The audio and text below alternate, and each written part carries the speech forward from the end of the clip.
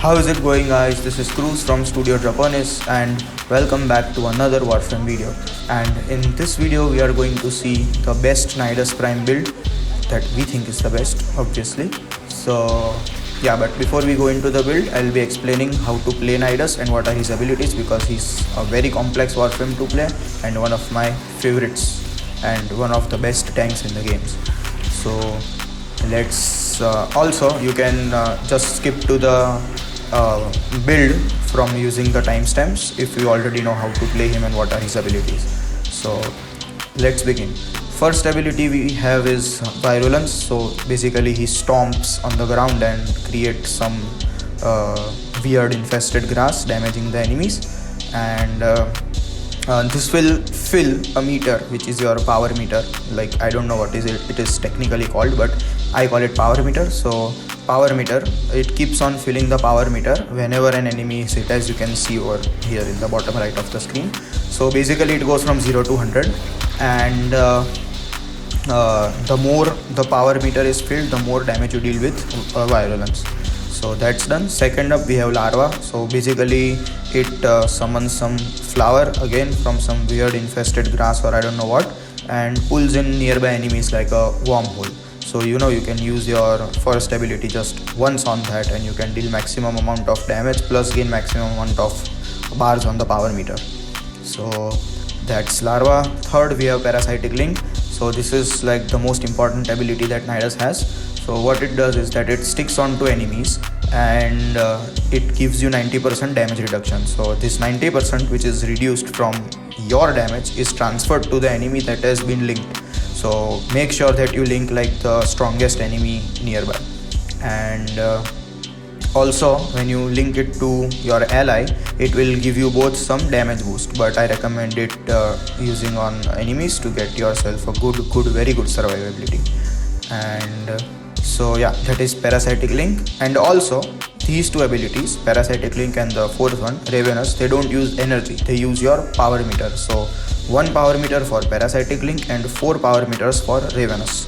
So now Ravenous is basically, again, Nidus summons some weird infested grass, and it will heal you rapidly and your allies as well. So it will heal you and your allies very fast, and it will also summon some maggots. This little thing is which you are see that is jumping onto the enemies and kind of stunning them. So it will give you a good amount of crowd control. Also, when you kill an enemy with a maggot on it, you get 1 bar on your power meter. So if you kill one enemy who has 1 maggot on him, then you get 2 bars out of the 4 on your power meter. So yeah, and one thing about Virulence is when you are using Parasitic Link on an enemy and use Virulence, so both you and the enemy that is linked will summon this grass and damage. So basically you are using it once but damaging the enemy twice. Also when you use Virulence, you will get energy like cashback. You will get energy back. So basically it is dependent on your build and dependent on how many enemies your grass thingy hits. So that's the amount of energy you will get back. And also if the enemy that is linked hits the enemies, then you will other enemies, then you will also get more energy back. So again, using it once, getting twice the energy and getting twice the damage. So yeah, so that is abilities and how to play Nidus. No, not how to play. How to play is like you use your Larva first, you use your Virulence continuously and build your power meter to at least 4 or 5 in the starting of the game.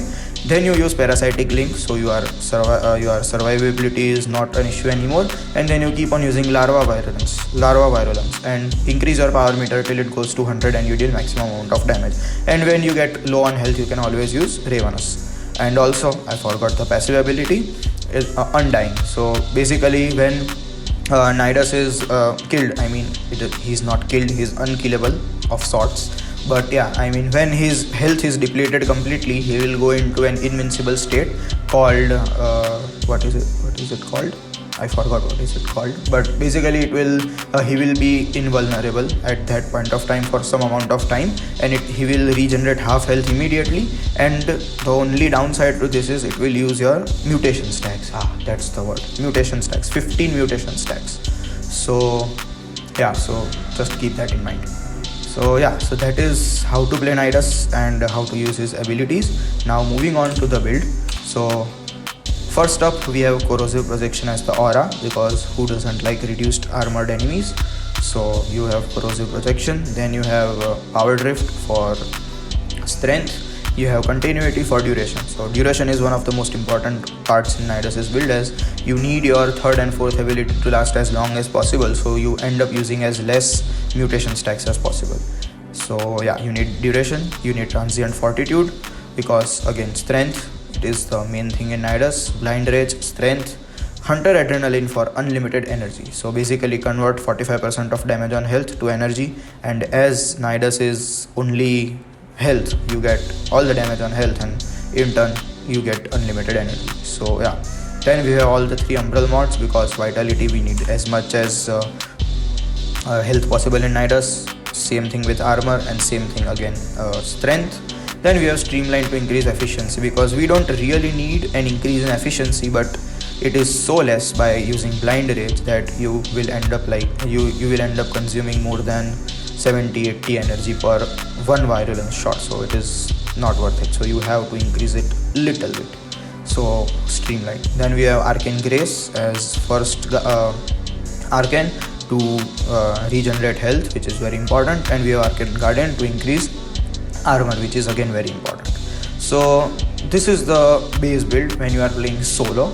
And if you are going with a group of friends, like if you communicate, not just other random players that are in your squad, if you are able to communicate with your allies, then you should use power donation instead of corrosive projection, because then it will give you a 30% ability strength boost for squad mates, but will decrease your ability strength by 30%. So if all 4 people are running this, then you get 60% boost, so it takes your strength from 361 to 421 damage, which is like annihilation.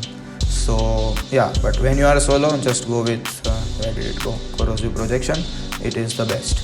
So according to me, this is the best Nidus Prime build. So, and if you think that any changes can be done, then make sure to write them in the comment section below, and we'll check it out and let you know.